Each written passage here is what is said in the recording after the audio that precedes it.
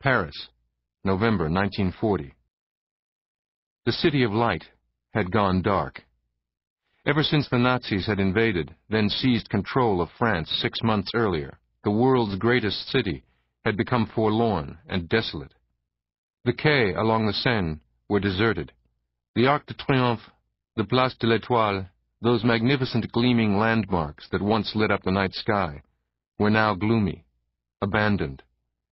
Above the Eiffel Tower, where once the French tricolor rippled, a Nazi swastika flag waved. Paris was quiet. There were hardly any cars on the street anymore, or taxis. Most of the grand hotels had been taken over by the Nazis. Gone was the revelry, the laughter of evening strollers, carousers. Gone, too, were the birds, victims of the smoke from the burning gasoline during the first days of the German incursion. Most people stayed in at night, intimidated by their occupiers, the curfews, the new laws that had been imposed on them, the green-uniformed Wehrmacht soldiers who patrolled the cities with their swinging bayonets, their revolvers. A once proud city had sunk into despair, famine, fear. Even the aristocratic Avenue Foch, the widest, grandest thoroughfare in Paris, lined with handsome white stone facades, seemed windswept and bleak, with a single exception. One hôtel particulier, a private mansion, glittered with light. Faint music could be heard from within, a swing orchestra, the tinkle of china and crystal, excited voices, carefree laughter. This was an island of glittering privilege, all the more radiant for its gloomy background.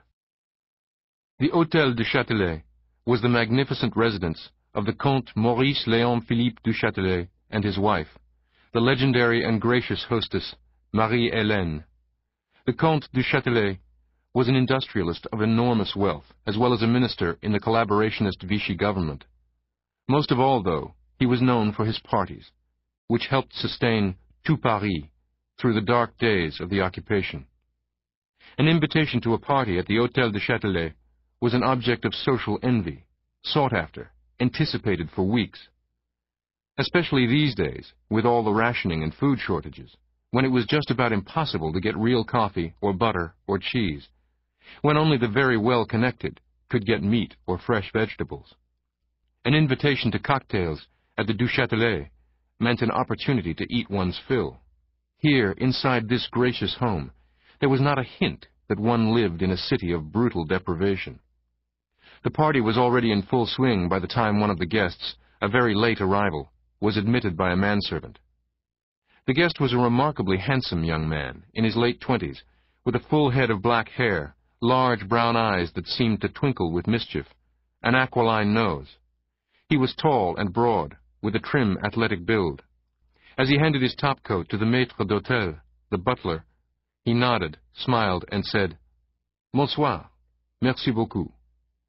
He was called Daniel Eigen.